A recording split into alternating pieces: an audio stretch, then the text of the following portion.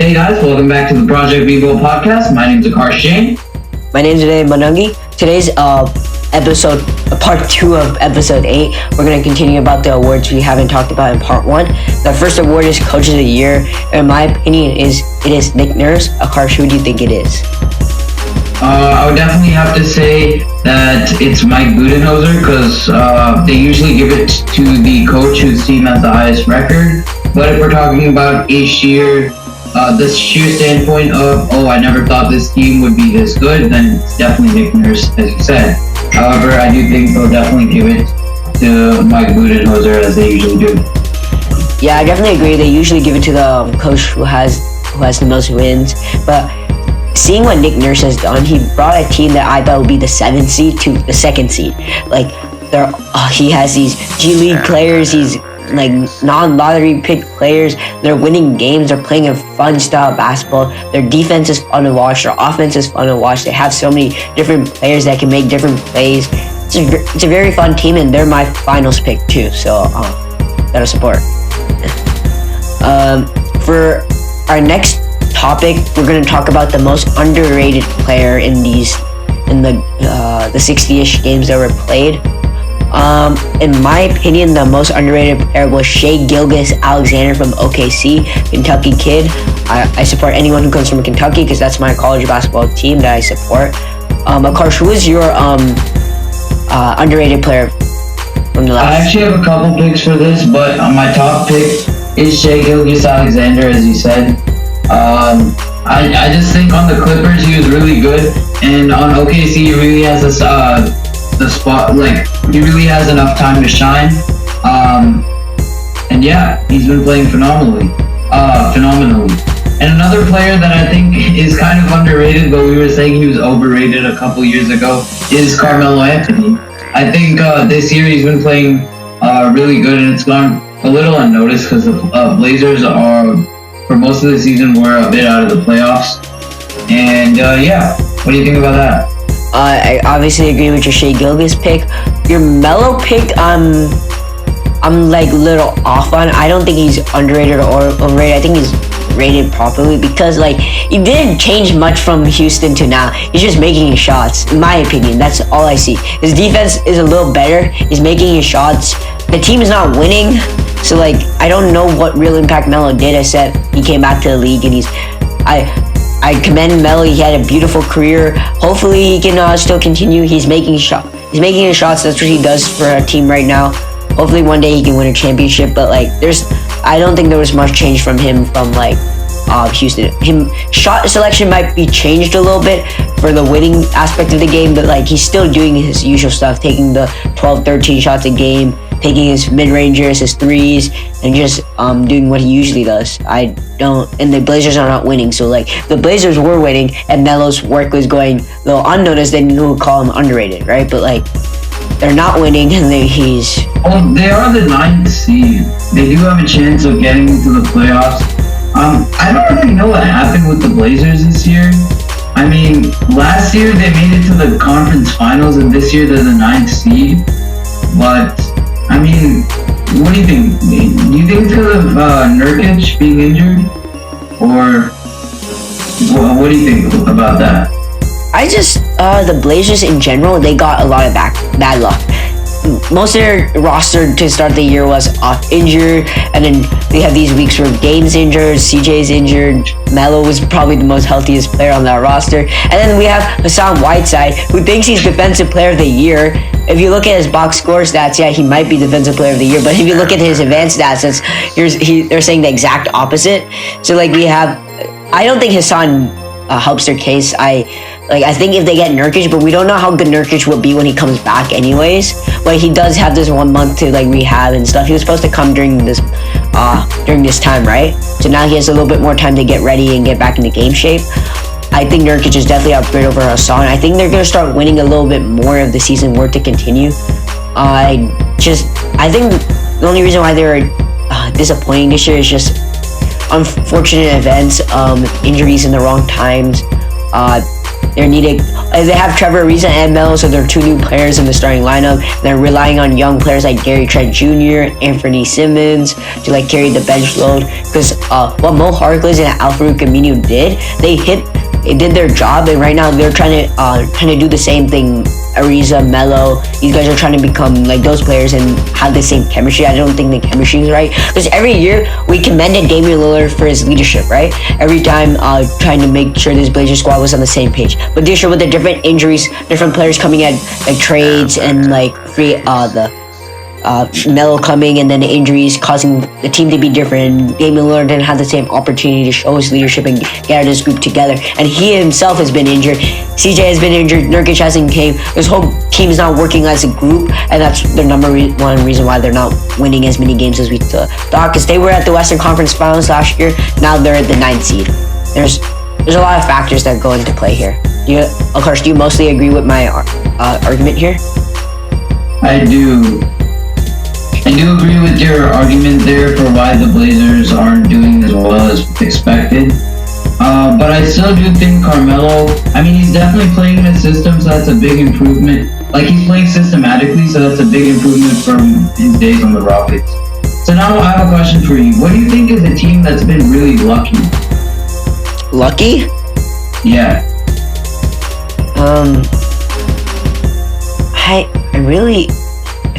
I guess luck.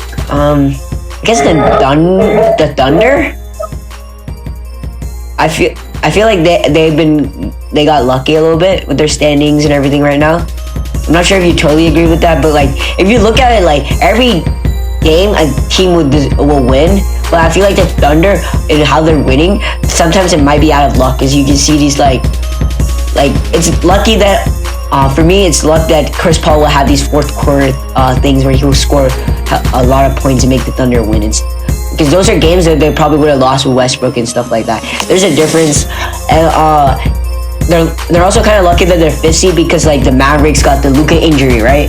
And then Harden and Westbrook, there's a new thing that's not working. That's why they should be a 7th seed team that went all the way up to the 5th team, and there's like the luck that's playing in their factor there, right? You see what I mean? But I do have to commend Chris Paul out of making so much out of such a what's the word? Out of such like a unfortunate like situation. Like he's like the veteran on the team, but he's definitely made a lot out of it. So I do have to commend Chris Paul on his accomplishments with the Thunder.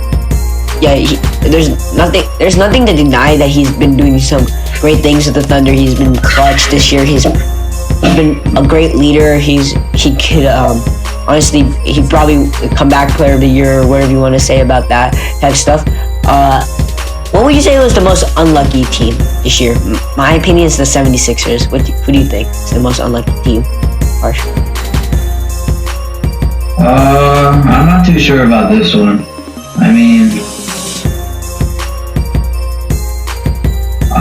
I don't know. Explain your 76ers pick. Maybe I get some light on the issue. Okay, my thing with the 76ers this year, before the season started, I predicted they'll make the finals. That's not gonna happen. I'm sorry, but this year they started off kind of, they started off average, right? And then like looking like the Al Horford signing, looking like it's not gonna pay off because they paid him a lot of money, and like couple of years that's gonna be looking like a bad contract, so that was unlucky. Josh Richardson pretty much being injured the whole season, that's unlucky. Tobias Harris being hit or miss the whole season, unlucky. Joel Embiid and Ben Simmons not being able to mesh properly, unlucky. Ben Simmons still not being able to make a jump shot, that might be unlucky or worth ethic, we don't know. And then Joel Embiid, health, unlucky. Ben Simmons dealing with a health problem right now, unlucky. There's so many unfortunate situations that happened, I pretty much named it all. They finally got a bench, but then there's two starters who were not playing when they had the bench of Alec Burks and Grant Robertson, who can make shots. When this team is healthy, they have the most talent in the East, in my opinion, against the Nets when they're healthy, but like, they're not healthy for this season. But if you exclude the Nets talent, every other team, the Sixers has the most talent, in my opinion. Harsh, what do you think? Definitely have to agree with you on that one. But let's go back to the lucky teams. Okay. What do you think about I don't know, like the Thunder? I don't think they were like lucky per se. I think it's like Chris Paul brings a sort of mentality to a team in which they automatically make the playoffs. Like look at what he did with the Clippers, the Hornets, and like all those teams made the playoffs just like by his own experience. So I think Chris Paul brings that sort of thing to the table. But like, what do you think was like another like lucky team? What do you say? Okay, I'm gonna say the Memphis Grizzlies was my other lucky team because yeah, that's what I was gonna say because a lot of things went their way this season. Like with the Grizzlies, John Morant panned out to be an amazing player, and then you have Jaren Jackson Jr. just developing incredibly. Brandon Clark being a good player. All the young talent on the team. You got Justice Winslow in a trade for Andre Iguodala. I think their team just got younger, leaner, and much better, and the future is looking up for them for sure. Yeah. So in that regard, they're very lucky. Yeah, what you consider them lucky was not actually what I was considering why I said they were lucky. It's because they had the easiest schedule in the league. And that's why they're the 8th seed. And right now they're in the midst of they'll have the hardest schedule in the league. And we're not sure if they'll still stay the 8th seed if the season were to continue. Okay. Well, you agree with my points though. No, you definitely made him seem like, yeah, they're definitely lucky in that sense too, but like why I was saying they're lucky because they had the easiest schedule in the league, and that's why they're the 8th seed. That was my reasoning for why they're lucky, but I understand your reasoning is completely valid. Okay, cool. Let's move on to the next topic. Oh yeah, so we're gonna talk about Rudy Gobert and like the whole situation that happened to him. So the NBA did not fine him for his actions about like when he was joking about the coronavirus and stuff. Do you think that was a right decision by the NBA, Karsh? It's hard to say right now because like obviously we've never seen anything like this before, but he was careless. However, he didn't know he had the virus. So, I mean, what do you think, Renee? Do you think he should be fine? Yeah, he was doing it in a jokeful manner. Like you can't, like it is a serious subject, but like you just never know. He should not be. Do you think he meant harm by like touching all those mics and touching the players and everything? I mean, touching the players might warrant some fining stuff because that's a little. I mean, that's a little careless, just touching all your teammates and all their belongings and everything. But, I mean, okay, yeah, continue. Yeah, since he was doing it in a jokeful manner, I don't really think it matters. And yeah, if he was actually having the virus and doing this stuff, then he would definitely deserve some punishment for that. He wasn't aware, and he did apologize for his actions, and he understood that you should be serious during these times of crisis. But it's something for him to learn and something for him to grow as a person. Now he went through this type of situation. For next time, he knows how to be more serious. Like I'm pretty sure most of us were like not like early on with this coronavirus problem, right? We weren't like, okay, it's gonna be that big of a deal until it became a big of a deal as like it got our school shut down pretty much. So yeah. It became a big deal, and it's becoming more and more serious for us. At the beginning, it was more like a joke, but now it's became something, and we have to be careful, follow the precautions. I think Rudy Gobert learned it kind of the hard way because he got the virus, but he's going to recover, and he's still going to be a good player. And I think the NBA made a good decision by not fining him. Do you agree, so? Yeah. Okay. Next topic. What do you think about the players on several teams covering the expenses of the crew that are paid gamely?